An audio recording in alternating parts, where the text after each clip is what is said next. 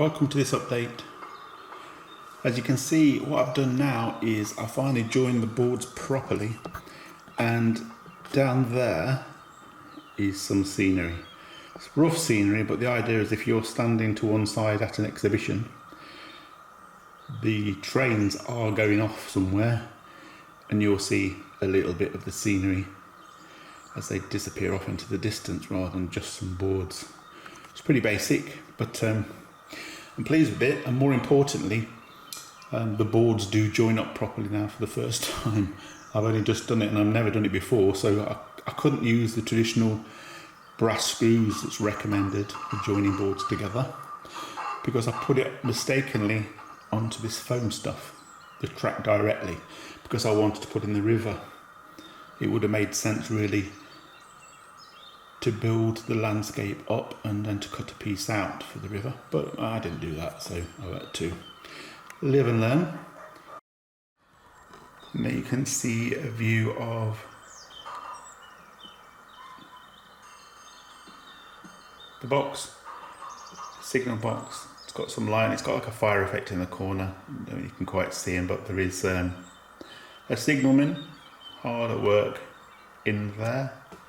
He's got his little clock and his lamp and his desk, just some of the standard kits. And then you can pan around and there's warmer oil I have to have as a former soldier on all my layouts. This one is to remember the guys that were from the First War that came from this building, part of that company. That's who they're supposed to be for. You can also hear some noises when I'm not talking, and the ones inside that building are kind of the farm ones, so you hear different animals, pheasants, cows, sheep, tractor noises, agriculture noises, and generally some birds. And then the other one, I've got the line side, which is in the other signal box, or the water tower, is line side stuff. I've also got all the lamps on in the farm. There's a brazier lit. I've added some more milk churns, but you can't see them from this shot.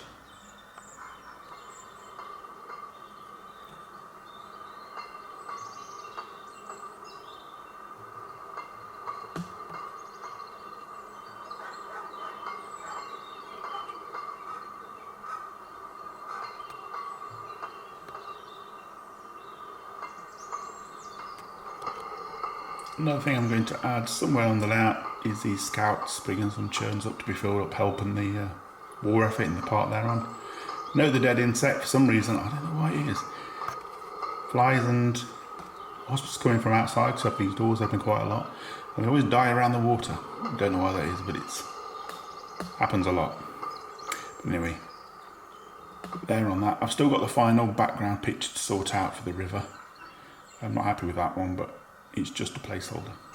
Okay, so in the water tower is a line side module. So it has the birds, but it also has the various kind of noises associated with signal boxes. Because it's near that one, that's going to have a King's Newton sign on the side, which is roughly the part of the line where most of the sidings were. It's kind of between Derby and Melbourne.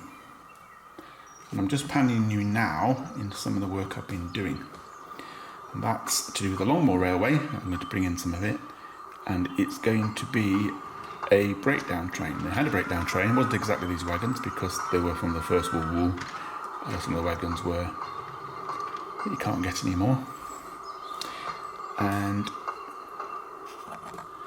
what I've done is use the engineers one. I've repainted it in NATO green, the one that followed that. Follow the olive drab colour, and also added a crane at the front, and you'll see this new edition that you may see running shortly, if not this video, the next one, is this little Wickham inspection car that I've done in olive drab that'll have WD on the front for the War Department. So this is the front of the breakdown train. The military dictated that the crane should go at the front, so the locomotive will be just over there, either steam or diesel. Now most of the military cranes were black, but one was green, so I've decided to keep it all in this theme. And I've basically taken apart these wagons so I could respray them.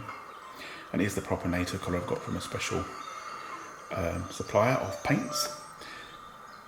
And I may replace the windows in this wagon here because I'm not so keen on that traditional style. I have got some plain glass perspex, so I might replace them.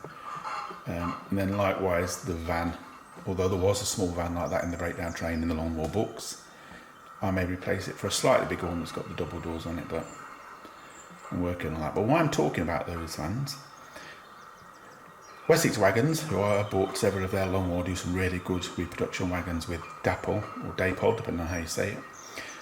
Made some of these in a slightly lighter green. I'm not sure what official green it was, but it's kind of between drab and this later military green, with white lettering of LMR on the side. And they're about £15 new, certainly all the ones I've bought, but now they're going between 30 and 50 odd pounds each on eBay.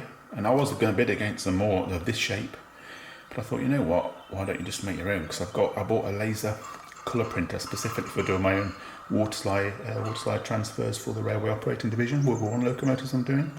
So I thought, well, I could put my own Longmoor Military on, which is why all of this has come about. So I've been researching them, but they're not printed out yet.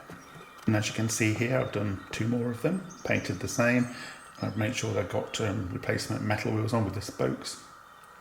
I've got a nice picture of the Longmoor Military Railway with a series of about 10 wagons like this in this colour green, and they have actually got the yellow Longmoor Military Railway text on the side, and it could be, I've certainly seen photographs of white, yellow, or like a light gold colour, so any of those are right. And in terms of Longmoor colours, because I've been doing some locomotives too, they use Prussian blue, Oxford blue, olive drab, this colour green, a slightly lighter green, grey and black, all in their time, and various shades of those. So you kind of never really got it wrong and never really got it probably quite right when you're doing Longmoor stuff. But anyway, rule number 1, etc. Just like the other side, what I've done is scenery. So this goes through an old derelict barn as the railway goes through. I don't know whether that'll focus properly or not. Let's just see if it does. Give it a second. Yeah, there we go.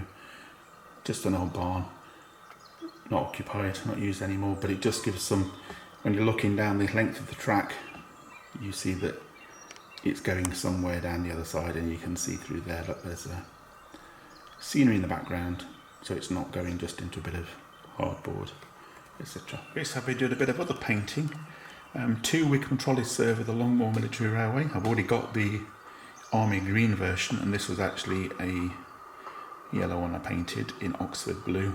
I've got the numbers and that it wore for Longmoor, so I'm going to redo that one. I haven't found evidence yet. I'm looking through my book to see if these served at Longmoor or not. They may well have done because they were with the military, and I've got the military colour, which I think that was called Molly. And then also a couple of these served at Longmoor. In fact, these used to be the demo locomotive that was lifted by the Longmoor cranes at their open days, probably because they were the smallest they had, pretty much. But I painted those, and I've got the Ruston signs to put on the front, the proper badges, and for on the side with and all engineers badges for all of them from Royal Engineers. I've also got a Sentinel to paint up in probably military green. They were evaluated, but I'm not sure that particular Sentinel, that I think it's the Hornby version, was used by them, but it was certainly evaluated there. And then new Pico model diesel that was from World War II that's coming out, of which I've ordered with sound. It had 2 engines in it, so it's got 2 sound models that activate the front and rear engines. That's coming out at some point in the near future. It's out, I think, in Europe now, but not here yet. But yeah, and then I've got a Peckett. Now the Peckett, I think, was called Daisy, and there was certainly at least just one served at Longmoor, which was probably green or black. So I think I've got a Peckett to paint in that too, and that's where I'm at with my new things. And I've also got the remaining Hornby J94s. They produced 5, and I'd only got one of them last time, but I've got them all now, so I've got some more to show next time I do a Longmoor film, which is going to be in the next few weeks, I think. I'm doing tomorrow. I'm probably going to be doing Eddie Stobart special. So that'll be the next featuring rolling stock. So yeah, hopefully tomorrow morning I'll be filming that.